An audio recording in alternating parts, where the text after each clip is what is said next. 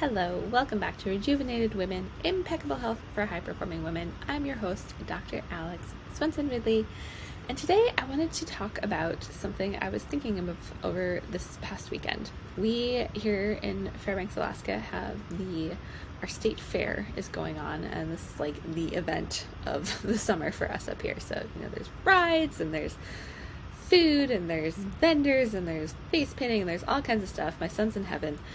And of course, as with every fair, there are funnel cakes in plethora. There are lots of them, and I make fun of anyone who eats them. But that's not entirely the story that I want to get into. I've been thinking about it, and it reminded me of, I have a story about funnel cakes from when I was in my 20s and in chiropractic school. And I, at one point, wrote an article for the school paper because I was the chief content editor of our school paper, and so I tended to write articles that centered around things to do with integrity. And one of the articles I wrote that a lot of people gave me a lot of backlash for was called The War on Funnel Cakes. And I'll explain, the title wasn't necessarily as descriptive as it could have been as my actual point. But, we were on this chiropractic school campus that was very focused on, they wanted to create the paradigm shift in the world to really more of a health and wellness focused world. And every year, in December, they had this thing called Lights of Life. It was Life University, and so they set up these huge light displays, and people would come drive through and see all the lights, and they were set to music and all that stuff, and like big deal. And it was one of the things the school was really known for. And with Lights of Life, they would bring on funnel cake stands that also sold deep fried candy bars and all this other stuff that you would normally find at a fair or some other thing. And it really bothered me at that point. I was on this huge integrity kick, and just that the school would stand for creating this paradigm shift and all of this stuff, and yet completely sell out just to make some money off of this event that happens on the campus, right? And be willing to cater to not that, like the complete opposite of that. I think we can all agree that funnel cakes and deep fried candy bars are not on that spectrum of like creating a wellness paradigm shift, right? And it irked me so much. And so I was really well known for calling the school out on its crap, basically, and where it really fell short on integrity.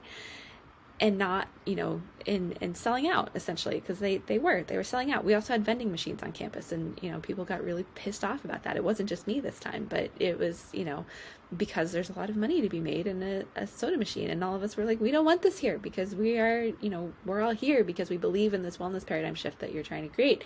And yet, you continually sell out for money. And so I wanted to bring this up today because it's important to look at our own lives and where we're selling out. Maybe it's not for money, but maybe it's for status or for convenience or for, peer pressure or whatever it is. Like, a fair is in integrity with itself, having funnel cakes and sugar and all this stuff. And, did I allow my son to partake in some of that this weekend? I did. He has to learn somehow that it's not good for him, right? He has some understanding of that. But like in that context, that all makes sense. But if you are, say trying to lose a bunch of weight, or, that you're not healthy and you don't feel well and you're sick all the time and you want to do something about it, and you're looking for, in this more alternative space that I exist in and I'm talking about all this in, you have to really pay attention to where are you selling out and what's causing it. Is it emotions? Is it pressure? Is it not feeling supported? Is it not knowing where to look? Is it, what's the crux of the thing that is causing you to basically, sell yourself out and have yourself not be successful? And so there's two pieces to this, because I also don't want to, have anybody feel like, hey, I'm making this, when we see where we're out of integrity, like integrity is, doing something and saying, also saying it up. We talk about cleaning up integrity is something I've always learned, but if you're not going to do it, then saying that you're not going to do it, but like being really clear with your word, like what we speak is who we are. It's our integrity is where we come from. And That's like a really simplistic version of integrity, but it's doing the things that are in line with what's important to you and what you really care about. And so, when you look at it, can be really confronting to look at those things that maybe are out of integrity with who you are and what you say you really care about. Like my old school and funnel cakes, but that's beside, I just find it entertaining at this point. But there's something to be seen there. And so when you're confronted, this is where I really want to leave you. It's okay to be confronted. That's where change comes from. But it's one thing to be confronted and embrace it as like, okay, this is something I really need to transform about myself. And it's another to wallow in pity and self-despair and, not pity, but like feeling guilty and just giving up or feeling like a failure because this thing exists or is there. And so I really challenge you and encourage you to look at this as like, okay, how can I look at my things that are not in integrity with myself and my goals and my life and my health and what I want it to look like and what I'm trying to create in my life, and not wallow in it, but use it as a springboard to really move you into transforming into the next version of you. And this is like the journey I've been on since my late teens and early 20s. I just said tweens, but teens and early 20s, starting from when I was about 19, of really having the courage to look at the things about myself that didn't match with where I wanted to go and being willing to learn from it and move forward. And it might be that, some of the things where you feel out of integrity, like you can, I've just had several of these conversations recording interviews that are going to be coming out later this month today, but, we can create whatever's going to work for us in our life, right? And our words are how we do that. So if you're like trying to hold yourself to some super strict diet and feeling like crap and you're just failing all the time and all of that, what if you just transform that conversation in your head or that plan and allow something else to come back? Like, if something's not working, we have to either be willing to, try something completely different or find that thing that's really going to help hold us to the fire. Hopefully that makes sense in what I'm trying to say there. So all this to say about funnel cakes, we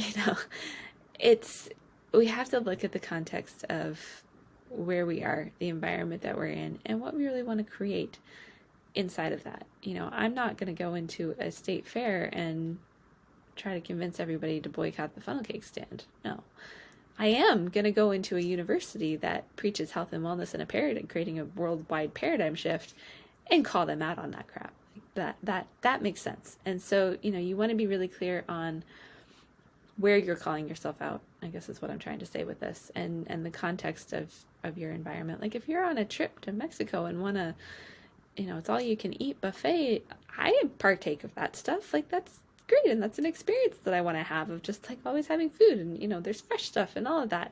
And it's about learning your own limits and what you value for your health and for your life, like where those are, and then just acting in congruence with those things and not beating yourself up for holding different values from somebody else. Or like I'm very clear, my husband gets annoyed, but I eat vegetables with every meal. And I value that, and I like it, and my body likes it, and I never make an exception to that unless, like, if we're out traveling and I literally can't find something. Like we were at the fair yesterday and I had lunch and I couldn't find anything that had vegetables with it, so I didn't have vegetables that particular meal. But if I'm cooking, if I'm home, if I'm traveling in an environment, and my husband will get annoyed, like, why do you always have to have vegetables? Because they're good for me, and I'm just going to do that. But that is something that is just my truth. So in wrapping this up, we really want to, take a look at those places where we're falling short or we're selling ourselves out or we're not keeping our word, and do it from a place of, really being clear on what are our values, and is this something we really want to be keeping our word to ourselves about, or maybe it's something that we need to let go of and find freedom on the other side. And these are concepts that are going to come up quite often in a lot of the interviews I've done that are being released over the next couple of weeks. But a lot of it, and having our integrity, there's a lot of shoulds and we'll be talking about shoulding and getting rid of the shoulding. You know, there's the things we think we should do and that other people tell us that we should do and all of that. It's really about tuning into ourselves, our needs, our values, our own integrity, and then having the courage to stand firm in that, or to maybe transform some of that or transition some of that to be something that we can stand and hold firm in. So hopefully this helped serve you today, and we will see you next week.